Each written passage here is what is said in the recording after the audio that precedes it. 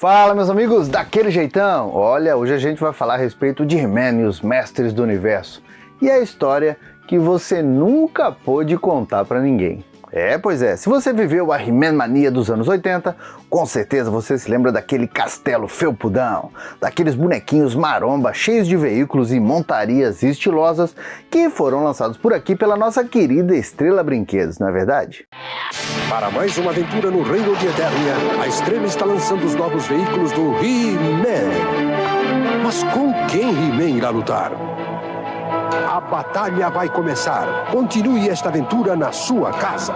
E não tinha como, esses brinquedos eram tão cobiçados que bastava a gente ganhar algum quase sempre no Natal ou aniversário para logo sair correndo, contando pra rua todo que tinha ganhado. Porém, se você teve muita história para contar com esses brinquedos, com outros, você nunca chegou a ter essa oportunidade, simplesmente porque eles não foram lançados. Quer dizer, no caso de alguns, quase isso, mas não foram, já que alguns foram produzidos, mas nunca viram a luz do dia, e outros até chegaram a ser anunciados e prometiam ser aquele brinquedo tão cobiçado quanto seu pai cobiçava um Monza Classic. Então hoje a gente vai descobrir que brinquedos eram esses dentro do universo do He-Man e o principal, por qual motivo eles não foram lançados, impedindo você, ou o sortudo que tivesse, de contar boas histórias. Então, se você gosta de curiosidades de Eternia e até do passado dela, seja bem-vindo a mais um Coleção em Ação Show.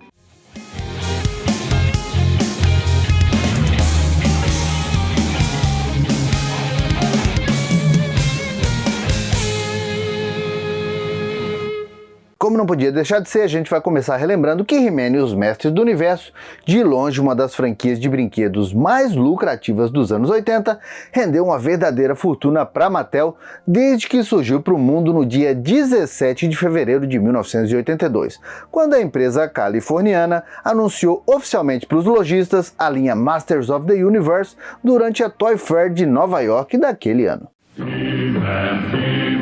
Who's the big guy with the muscles? He's He-Man, the most powerful man in the universe. Skeletor is his enemy. He-Man. Here's He-Man, Skeletor, and Castle Grayskull. You have to put the castle together. You're doomed, He-Man. Oh yeah? Watch this action, Dad. Now I have the power. Dali pra frente foi sucesso atrás de sucesso. Com os brinquedos se tornando verdadeiros campeões de vendas nos Estados Unidos e anos depois aqui no Brasil, principalmente depois da chegada do desenho animado em setembro de 1983, numa jogada de mestre e um pouco, vamos dizer assim, de improviso entre a Mattel e o estúdio Filmation, aterrissando aqui no Brasil já na primeira metade do ano seguinte e novamente conquistando uma verdadeira legião de novos fãs. E os Defensores do Universo.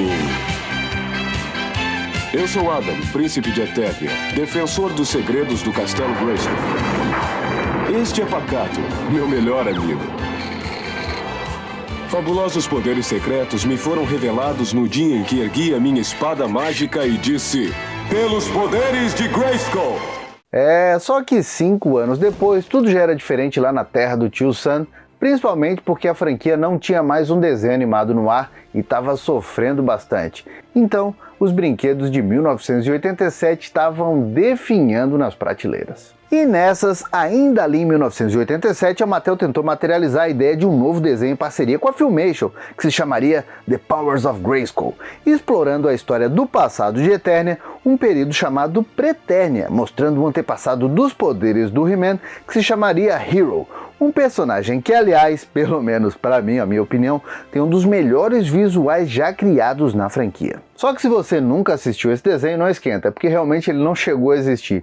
O negócio é que ali em 1987, além desses problemas da Mattel, a Filmation também não estava numa boa e já estava ali, beirando uma falência. E aí, para piorar tudo, o tão esperado filme da Canon, estrelado pelo Dolph Lundgren, foi um grande fracasso nos cinemas, quase enterrando a franquia. Daqui a pouco, Mestres do Universo. Eu tenho a força! He-Man, numa incrível batalha contra as forças do mal. Proteja-se, Quildo! Mestres do Universo, com Dolph Lundgren. Daqui a pouco, na sessão da... E se não enterrou de vez, pelo menos o spin-off, que era The Powers of Grayskull, esse foi parar no mesmo universo das tampas de caneta Bic.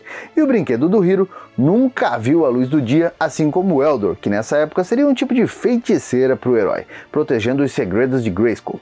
Mesmo assim, como alguns dinossauros montaria já tinham sido produzidos, já estavam ali no forno, eles foram lançados, ainda que de forma mais limitada, dentro da linha moribunda de 1987, como foi o caso do Triceratops Bionatops, e o aliado voador, o Turbodactyl, e ainda o poderoso Tyrannosaurus Rex, que no caso fazia parte dos malvadões Snake Man. Só que aí os caras da Mattel tinham um problema. Como é que eles iam fazer para explicar dinossauros no universo de He-Man, já que eles nunca tinham aparecido no desenho animado e nem nas coleções anteriores? Muito simples, é só fazer um comercial jogando o He-Man na pré-história de Eternia. He-Man in a time warp.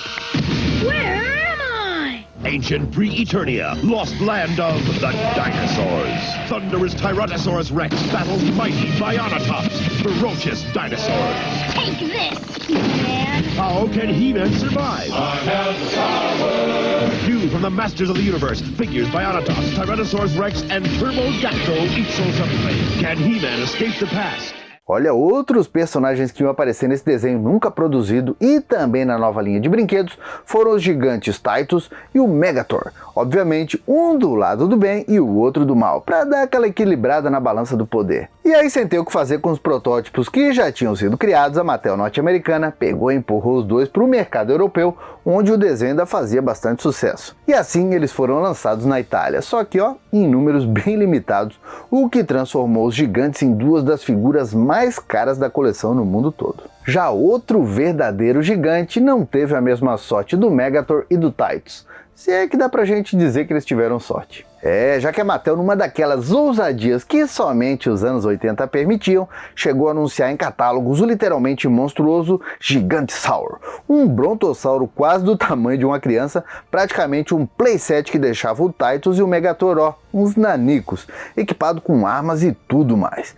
E ainda com as manhas de poder engolir os bonequinhos dos mestres do universo e que depois podiam ser recuperados por uma porta lateral que o bicho ia ter. Bom, apesar desse brontossauro aí nunca ter sido fabricado, eu acredito que mesmo que ele tivesse sido lançado, nunca ia chegar no Brasil e hoje ia ser só um daqueles itens bem raros que a gente ia, chorar para querer ter na coleção. Aliás, essa não foi a primeira vez que a galera da Mattel pensou em um dinossauro gigantão para embarcar nas aventuras do He-Man, já que em 1985 eles chegaram a desenhar um brinquedo que se chamaria Turbosaurus, e que apesar de não parecer tão grandão assim quanto o Gigantosaur, parece que iria ter mais ou menos as mesmas funcionalidades, mas com as manhas de ter um visual bem mais ameaçador e ainda com muito mais armas. E falando nisso, em 1985 eles também chegaram a anunciar um robô do mal chamado criativamente de Evil Robô, que faria parte da horda do Hordak e ia ter um mecanismo para jogar água durante as brincadeiras da criançada. Só que, misteriosamente, esse brinquedo nunca viu a luz do dia. Inclusive tem uma curiosidade aí que um pesquisador aí de Masters of the Universe descobriu. O italiano Conte Drácula, tem que fazer a mãozinha, Conte Drácula, porque vem da Itália, né? Esse cara descobriu uma coisa bem legal, olha só. O tal do Conte Drácula descobriu que a Mattel ia fabricar esse brinquedo usando alguns moldes de um brinquedo japonês pra lá de obscuro chamado Squirt Robô, lançado por uma tal de Alps Toys com sede em Tóquio. Será que acabou dando alguma treta entre as empresas e aí a Mattel acabou desistindo da ideia? Segredo. Bom, talvez a gente nunca fique sabendo a verdade, mas é bem legal viajar na maionese imaginando o que pode ter acontecido, né? O caso é que a Mattel lançou realmente alguns brinquedos de outras coleções dentro de Masters of the Universe, mas também ensaiou vários outros que acabaram não sendo lançados. Já que quando a linha estava bombando lá nos Estados Unidos, o sempre genial Roger Sweet, um dos maiorais da linha Masters of the Universe, pensou em um bonecão mais ou menos gigante que se chamaria Gaigor.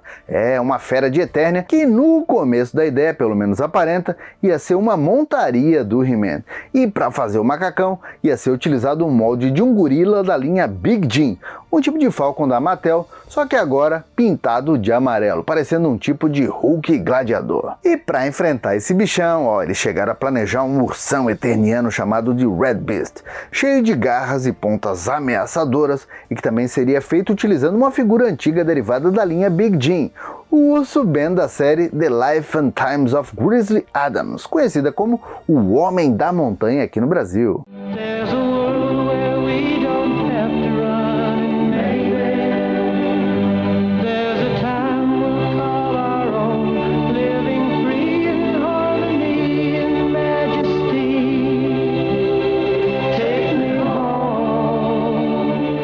Olha, de He-Man a gente passou para o Homem da Montanha.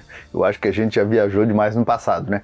O que interessa mesmo é que essas figuras acabaram não sendo lançadas, pelo menos lá nos anos 80. Aliás, sobre esse papo de reaproveitar brinquedos, já tem um vídeo falando só disso quando o assunto é Mestres do Universo aqui no canal.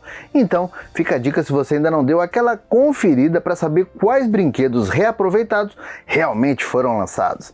E a única coisa que eu posso dizer é: não julguem mais a Glaslit, ela nem de perto era exclusiva nessas picaretagens das boas lá nos anos 80 e 90. Mas agora eu quero saber, tá curtindo esse vídeo? Tá, né? Então bora lá, que tal deixar aquele like felpudo e melhor ainda, que tal compartilhar? Vou dar uma ideia, hein? Que tal compartilhar naquele seu grupo de amigos que adora Masters of the Universe e adora descobrir a respeito dessas obscuridades, né? Que tal? Olha, a gente já viajou bastante pelo universo de monstros, ursos e robôs, mas vamos voltar ainda para os anos 80, para a segunda metade dos anos 80, porque ainda tem muita história para contar. Já que mesmo com a loucura que foi essa linha mais ou menos nunca lançada do passado do He-Man, a Mattel ainda planejou lançar uma última wave da linha principal em 1988. Só que ela desistiu novamente da ideia por calcular que o prejuízo ia ser grande.